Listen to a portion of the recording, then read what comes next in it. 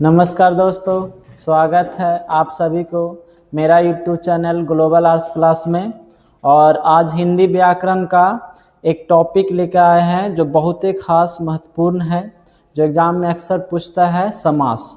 तो आइए ट्रिक के साथ में शॉर्ट में याद करके समास को बनाते हैं, उनके सवालों को हल करते हैं, जिससे आप भी एग्जाम में जल्दी बना सकते हैं।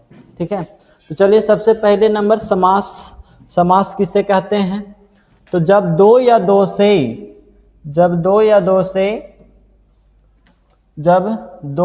से अधिक शब्द मिलकर एक नया संक्षिप्त और अर्थपूर्ण शब्द बनाते हैं, उसी को क्या कहते हैं? समास कहते हैं। यानी जब दो शब्द आपस में मिलते हैं तो एक नए शब्द का निर्माण होता है, जो नया शब्द बनता है वही समास कहलाता है। ठीक है, तो चलिए दो शब्द क्या होते हैं? जो प्रथम शब्द होता है उसे हम लोग समास में पूर्व पद कहते हैं, और दूसरा जो शब्द होता है उसको हम लोग कहते हैं उत्तर पद।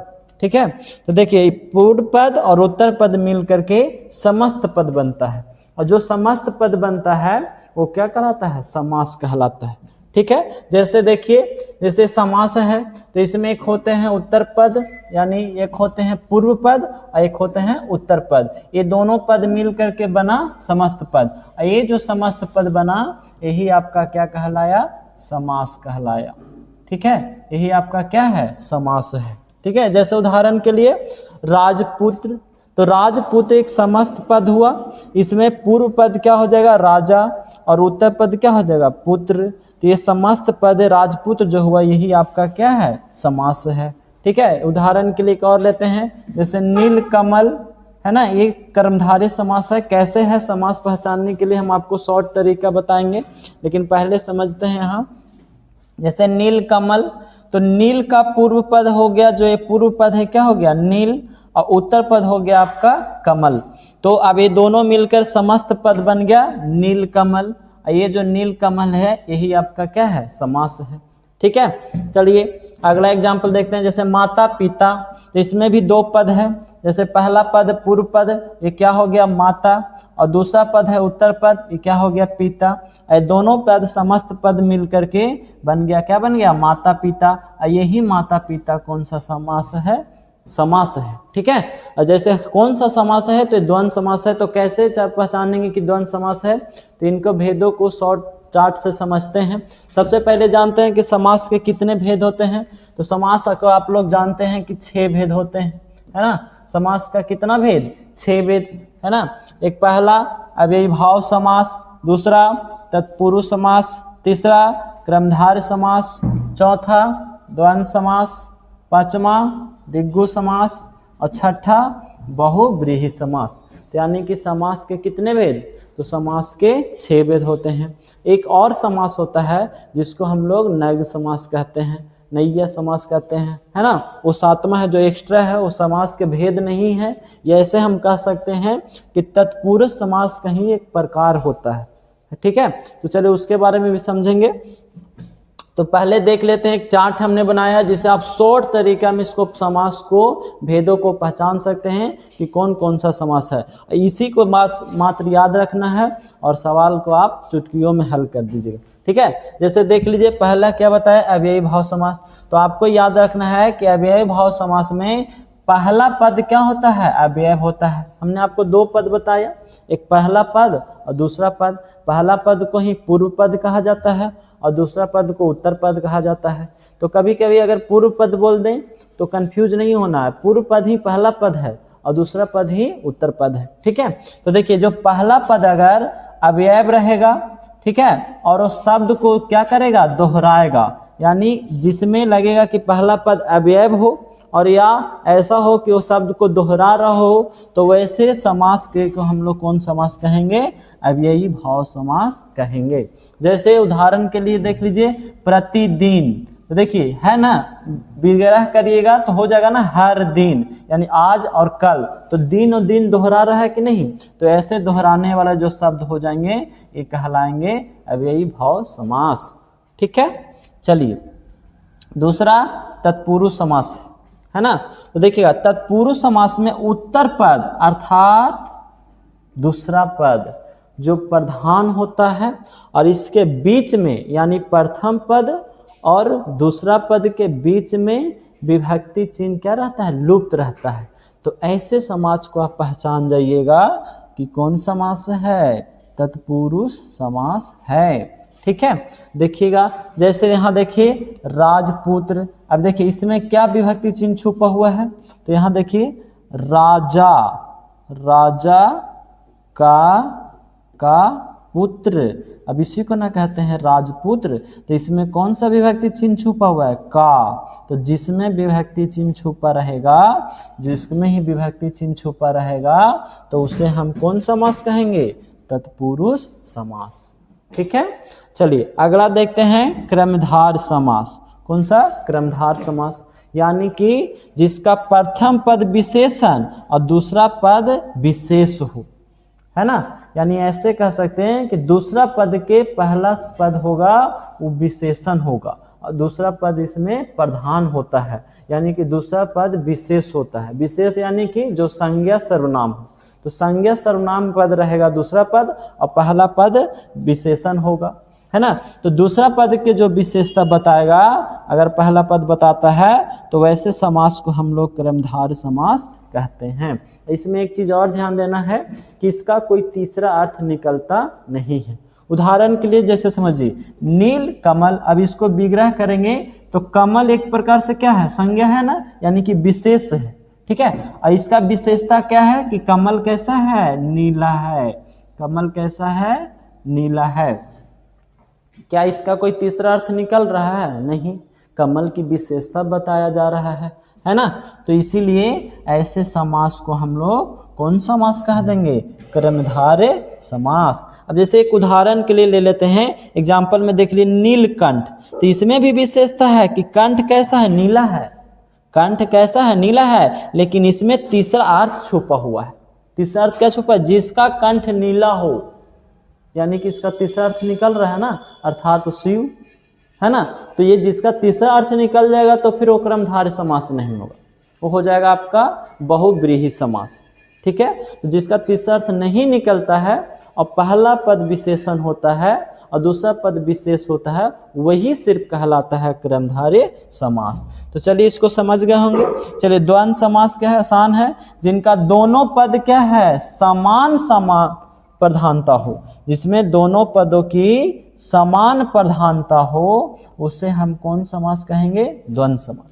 यानी कि प्रथम पद भी समान हो, प्रधान होगा और द्वितीय पद भी क्या होगा, प्रधान होगा। जैसे उदाहरण के लिए देखिए माता पिता, तो इसमें देखिए जितना माता प्रधान है उतना ही पिता प्रधान है। अब इसको विग्रह करिएगा तो माता और पिता, तो दोनों की प्रधानता बता रहा है कि नहीं। तो जिस शब्द में लगे प्रथम पद भी प्रधान है, द्वितीय पद भी प्रधान है, दोनों समान प्रधान है, तो आप समझ जाइएगा कि द्वंद्व समास है। ठीक है, चलिए अगला द्विगु समास। कौन सा, द्विगु समास, यानी द्विगु समास में जो पहला पद होगा वो क्या होगा, संख्यावाचक। दो पद में पहला पद क्या रहेगा, संख्यावाचक। तो आप समझ जाइएगा कि वह कौन समास है, द्विगु समास। जैसे उदाहरण के देखिए पंचवटी, पंचवटी यानी 5 बटों का समूह। तो देखिए यहाँ पे 5 आ रहा है ना, तो ये जो पहला पद है ये क्या संख्यावाचक है कि नहीं, संख्या है कि नहीं। तो ऐसे शब्द में जिसमें पहला पद संख्या रहेगा तो आप समझ जाइएगा कि द्विगु समास है। ठीक है, चलिए अगला छठा है बहुव्रीहि समास। छठा क्या है, बहुव्रीहि समास। इसको शॉर्ट में याद रखना है, जिसका तीसरा अर्थ निकले, यानी मूल अर्थ छोड़ करके जो अन्य अर्थ देता है, जिसका तीसरा अर्थ निकलता है उसे हम लोग कहते हैं बहुव्रीहि समास। जैसे देख लीजिए नीलकंठ, तो आप कहिएगा कि इसमें तो प्रधानता है, प्रधान, इसमें तो तीसरा अर्थ निकल रहा है, इसका मूल अर्थ छोड़ करके तीसरा अर्थ को बता रहा है, लेकिन इसमें क्रमधारियों में जोड़ेंगे तो कंठ का विशेषता है, विशेषण है नीला, लेकिन इसका तीसरा अर्थ निकल रहा है, तो इसीलिए कौन समास हो जाएगा, बहुव्रीहि समास। यानी जिसका कंठ कैसा हो, नीला हो, अर्थात शिव, यानी कि अन्य पदों की विशेषता बता रही है। तो जब अन्य पदों की विशेषता बताए, या ऐसे कह लिए जिसका तीसरा अर्थ निकले, उसे हम लोग बहुव्रीहि समास कहते हैं। तो चलिए 6 वेद को समझ गए होंगे, पहचानने के लिए जान गए होंगे, है ना। तो आगे समझते हैं बाबू। अगला है एक एक्स्ट्रा है जिसे हम लोग कहते हैं नैया समास। कौन सा समास? नैया समास। जिस समास में न, आ, अन, आ जैसे शब्द लगकर नकारात्मक अभाव यानी अर्थ प्रकट हो, उससे हम लोग क्या कहते हैं? नैया समास कहते हैं, है ना। जिसमें नकारात्मक भाव प्रकट करता है। सिंपल से समझना, जिसके आगे आ लग गया तो नकारात्मक भाव प्रकट कर देगा। जैसे उदाहरण के लिए संभव सकारात्मक है, लेकिन वही संभव के आगे आ लग गया तो क्या हो जाएगा? नकारात्मक हो जाएगा। तो असंभव हुआ ना, तो असंभव कैसा समास कहलाएगा? नैया समास कहलाएगा। ठीक है। जैसे देख लीजिए उदाहरण के लिए अनपढ़। अब देखिए इसमें पढ़ रहा था तो सकारात्मक था, लेकिन इसमें क्या लग गया? अन लग गया, तो ये अनपढ़ हो गया, यानी कि जो पढ़ा नहीं है, तो नकारात्मक भाव हो गया। तो ये अनपढ़ कौन समास हो जाएगा? नैया समास हो जाएगा। अब जैसे देखिए अयोग, यानी कि योग रहता यानी कुछ काम के लिए रहता, जो योग नहीं है उसको क्या होते हैं? अयोग। तो जो इसमें भी नकारात्मक भाव, जो योग नहीं है। अब देखिए डर, इसको बोला निडर, तो इसमें भी नकारात्मक है, वो निडर इंसान है ना। तो इसमें जो डरता नहीं है तो इसमें भी नकारात्मक भाव आ गया। तो जिसमें नकारात्मक भाव आ जाएगा तो उसको हमें क्या कहेंगे? नई समास कहेंगे। कोई दिक्कत? चलिए, तो आप ना, हम आशा करते हैं कि आप लोग समझ गए होंगे, पहचानने के लिए समास जान गए होंगे। तो चलिए MCQ देखते हैं, सवालों को हल करते हैं। ठीक है। तो अगला सवाल देखिए, पहला सवाल आपका रहा कि राजपुत्र में कौन सा समास है? अब बताइएगा कि राजपुत्र में कौन सा समास होगा। चलिए, तो इसका सही उत्तर क्या हो जाएगा? तत्पुरुष समास। तत्पुरुष समास। ठीक है। चलिए अगला सवाल, नीलकमल किस समास का उदाहरण है? नीलकमल किस समास का उदाहरण है? बताइएगा। तो इसका उत्तर क्या हो जाएगा? नीलकमल। तो इसका उत्तर क्या हो जाएगा? कर्मधारय समास। क्योंकि देखिए दूसरा पद की जो है, ये पहला पद विशेषण है, दूसरा पद क्या है? विशेष है। यानी दूसरा पद का विशेषता बता रहा है कि कमल कैसा है? नीला है। तो जिसमें पहला पद विशेषण होता है उसे हम क्या कहते हैं? कर्मधारय समास। ठीक है। चलिए अगला, माता पिता।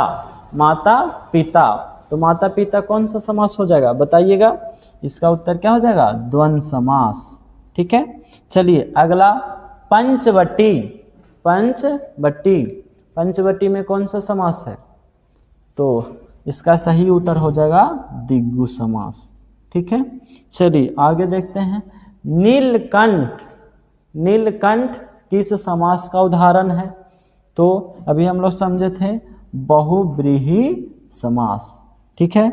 चलिए आगे देखते हैं, प्रतिदिन। प्रतिदिन में कौन सा समास है? तो हर दिन दोहराव का बोध हो रहा है, तो जिसमें दोहराव का बोध हो जाता है कौन समास कहलाता है? अब यही भाव समास। ठीक है। चलिए अगला, दिन रात। दिन रात में कौन सा समास है? तो देखिए इसमें दोनों पद प्रधान है, दिन भी और रात भी, तो इसलिए कौन समास हो जाएगा? द्विगु समास। ठीक है। चलिए अगला, महापुरुष किस समास का उदाहरण है? बताइएगा। महापुरुष, तो महापुरुष आपका किस समास का उदाहरण हो जाएगा? देखिए पुरुष कैसा है बाबू? महान है। तो ये विशेषता बता रहा ना, विशेषण है ना, किसका विशेषता बता रहा है? पुरुष का, है ना। तो पहला पद विशेषण है, दूसरा पद क्या है? विशेष है। तो इसीलिए इसमें कौन समास हो जाएंगे? तो इसमें आपका हो जाएगा कर्मधारय समास।